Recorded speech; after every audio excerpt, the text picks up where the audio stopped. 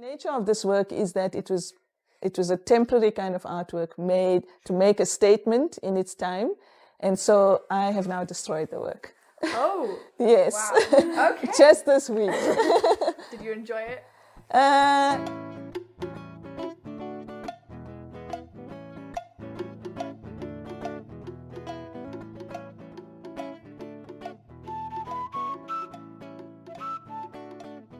Hi Joe, I'm Sarah and this is Imbali. Oh, hi Mongezi, I'm Imbali.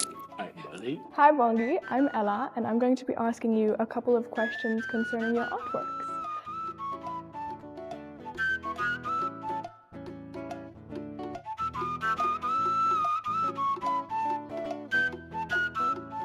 You're known for finding inspiration in objects because they tell stories. What's the most meaningful object you've painted and what's the story behind it? Sure. How do you deal with creative blocks or periods of low inspiration? Is mixed media artwork, like abstract artwork and printmaking, something you always knew that you would do, or did it just come about one day? I've been using my art as a vehicle for meditation. And then over the years, you can see that my work has been growing and evolving. Art is a very powerful medium for healing. There's a stereotype in how South African blacks were represented. How does one deal with photographing people in a way that provides you an insight into their lives, but at the same time dignity and agency? So there's a lot of artwork that's very conceptual, that people who haven't done art history or who haven't been to a gallery before don't understand the work.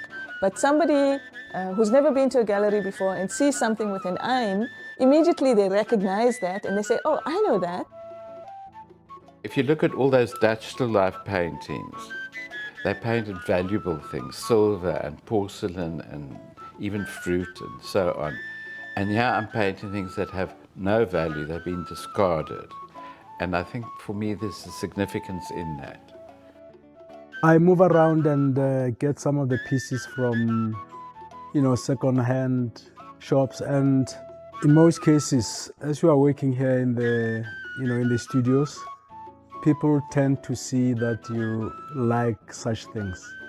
And somebody has got one of those things, and then you'll find it here at the door and say, oh, I saw this and I thought of you. I tend to refer to my works as spiritual maps, so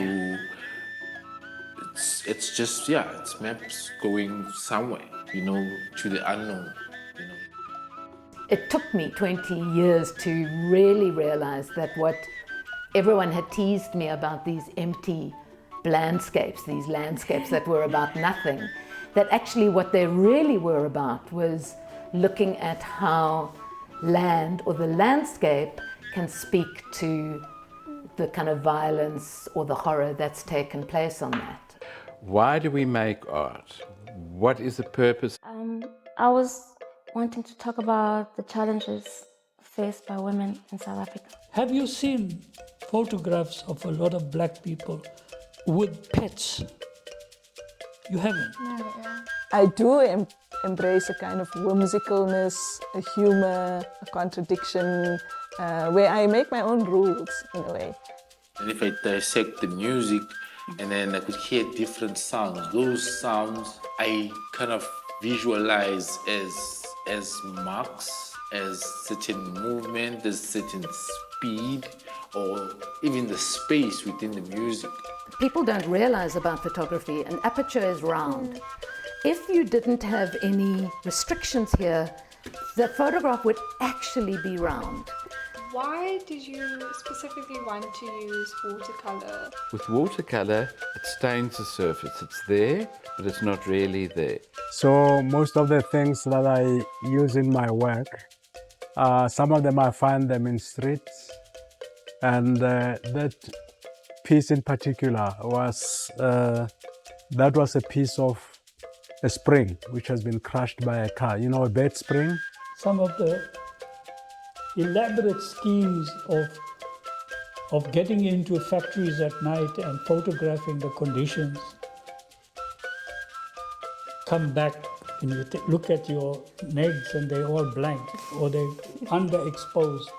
All forms of art are very spiritual. Can you feel music when you look at my work?